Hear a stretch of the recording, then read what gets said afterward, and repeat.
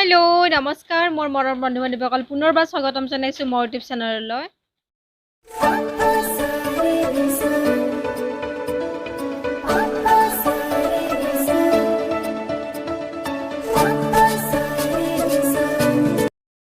গম পাইছে অম্বুবাচী চলি আছে তো আজি শেষ হল অম্বুবাচী আৰু অম্বুবাচী মানে কি বহুতে নাজানো আমি অম্বুবাচী মানে কি তো আহক অলপ জানি লওঁ অম্বুবাচী মানে কি।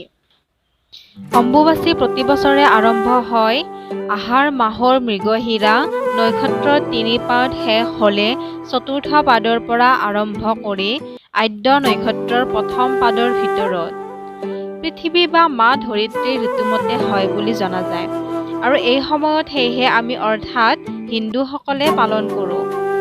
অম্বুবাচীৰ প্ৰথম ৩ দিনা চোৱা তাৰে পিছদিনা শুদ্ধি বুলি কোৱা হয়। অম্বুবাচীৰ প্ৰথম ৩ দিন চোৱা আৰু আমিওতো চোৱা মানি আছোঁ আৰু আজি চোৱা শেষ হ'ল তাৰ কাৰণে আমি কাপোৰ কানি ধুলোঁ আৰু দেখা পাই আছে মোৰ পিছফালে কাপোৰ মেলি দিছে ফেনৰ তলত শুকাবৰ কাৰণ বৰষুণ দি আছে। একবেলা ৰ'দ দিছে পিছবেলা ৰ'দ নাই বৰষুণ দি আছে সেইকাৰণে ফেনৰ তলত দিব লগা হৈছে।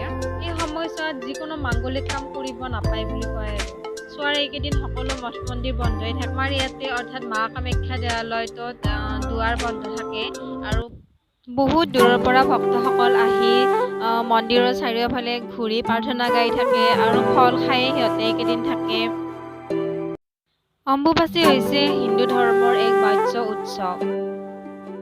প্ৰতি বছৰে মা কামাখ্যা দেৱালয়ত ভালদৰে ধুমধামেৰে উদযাপন কৰে অম্বুবাচী মেলা আৰু এই 2টা বছৰ বহুত দুৰ্ভাগ্যভাৱে অম্বুবাচী মেলা উদযাপন কৰিব পৰা নাই ভক্তসকলে।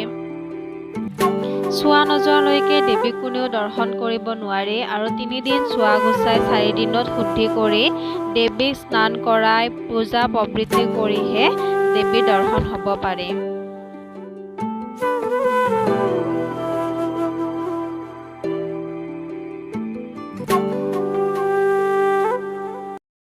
তো ফ্ৰেণ্ডসকল ইমান বেছি নাজানিলে অলপ হ'লেও কিছু গম পোৱা গ'ল যে অম্বুবাচী মানে কি।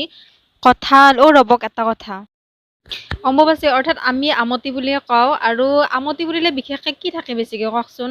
আম কঁঠাল আনাৰস এই 3টা বস্তু বিশেষকৈ সকলোৰে ঘৰতে থাকে আৰু বেলেগ বেলেগ কি থাকে। এয়া আমাৰ আনাৰস কাটি আছে ঘৰত তিয়হ কিন্তু তিয়হটো পকা যেন পাই ন পকা নাই কেঁচা তিয়হটো।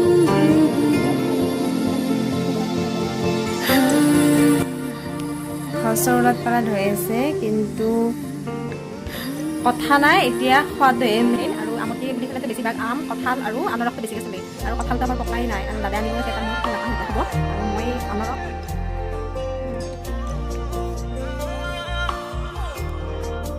আম আনাৰস খাই এতিয়া ৰুটি খাম আৰু মই ৰুটি বেলিছোঁ চাওঁচোন কিমান ধুনীয়া হৈছে কিন্তু অলপমান ছাইডটোহে হৈছে তথাপিও কথা নাই আৰু লুচি খাম এতিয়া লুচি আৰু বুটৰ দাইল খাওঁ।